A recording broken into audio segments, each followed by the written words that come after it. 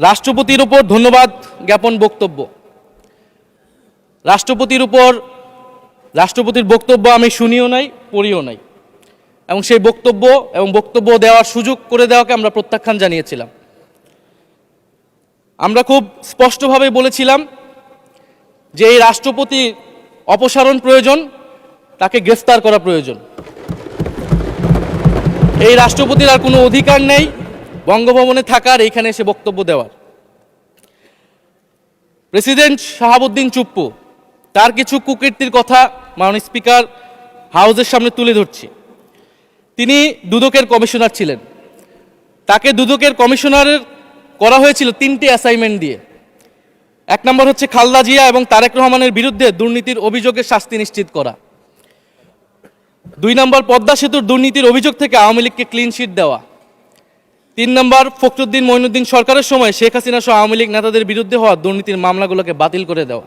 এমন একজন ব্যক্তিকে বিএনপি সরকার রাষ্ট্রপতি হিসেবে এখনো মেনে নিচ্ছে মাননীয় স্পিকার।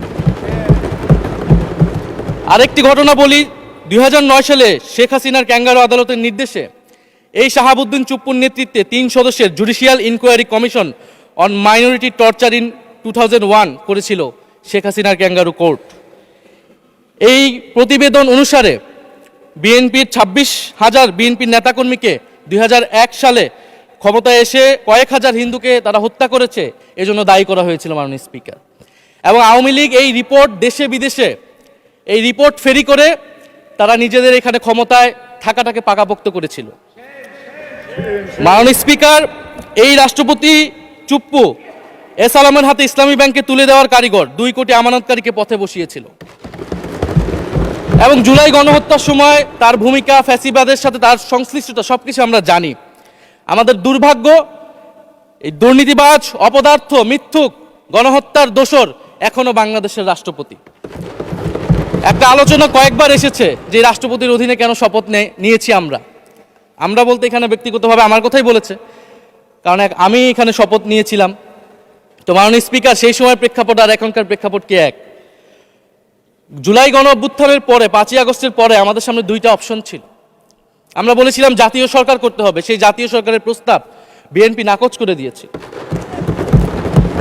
আমাদের সামনে আরেকটা অপশন ছিল ক্ষমতা আর্মির হাতে তুলে দেওয়া।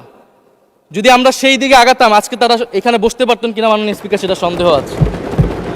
দেশের স্বার্থে, দেশের স্থিতিশীলতার স্বার্থে আমরা সেই সময় সরকারে গিয়েছিলাম, আমরা শপথ নিয়েছিলাম। কিন্তু বৈষম্যবিরোধী ছাত্র আন্দোলন খুব স্পষ্টভাবে 2024 সালে কিন্তু এই রাষ্ট্রপতির অপসারণ চেয়েছিল।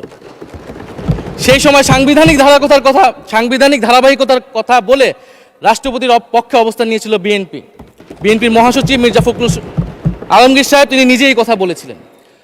ফলে এখন তো একটা নির্বাচিত সরকার মাননীয় স্পিকার, এখন তো চাইলেই বিএনপি রাষ্ট্রপতি পরিবর্তন করতে পারে সরকার, এবং আমরা বিশ্বাস করি বিএনপিতে সেই ধরনের যোগ্য আস্থাভাজন ব্যক্তি নিশ্চয়ই রয়েছেন। এবং সরকার দলের সদস্যরা অনেকে গৌরবের সাথে বলেছেন যে যেই রাষ্ট্রপতি জিয়াউর রহমানের বিরোধিতা করেছেন, সেই রাষ্ট্রপতি এখন জিয়াউর রহমানের প্রশংসা করছে। মাননীয় স্পিকার, গাধাকে দিয়ে আপনি হাল চাষ করিয়ে এটার মধ্যে কোনো বাহাদুরি নাই।